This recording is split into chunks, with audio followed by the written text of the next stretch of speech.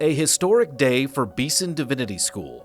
Samford President Andrew Westmoreland leading the installation of Douglas Sweeney as Dean.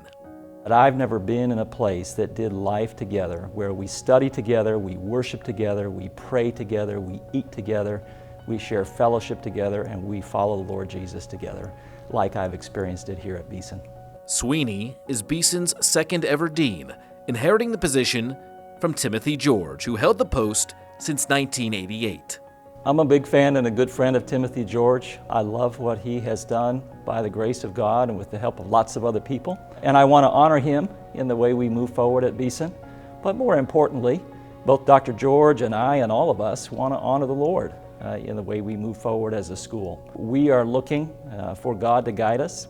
We have a wonderful heritage, some great traditions that we will perpetuate, but we want to see what the Lord has for us in the next phase of our school's life as well. Kevin Van Hooser gave the sermon on this special day, setting the stage for a bright future at Beeson Divinity School.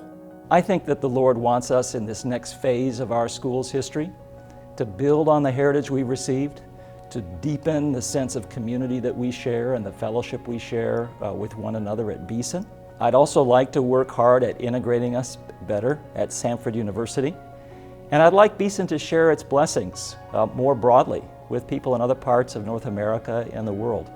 Beeson has so much to offer, even though we're only 31 years old. The Lord has blessed this place in some remarkable ways, and I'm excited about sharing those blessings with other people and expanding the range of people we partner with in ministry and we send our students out to serve with as well.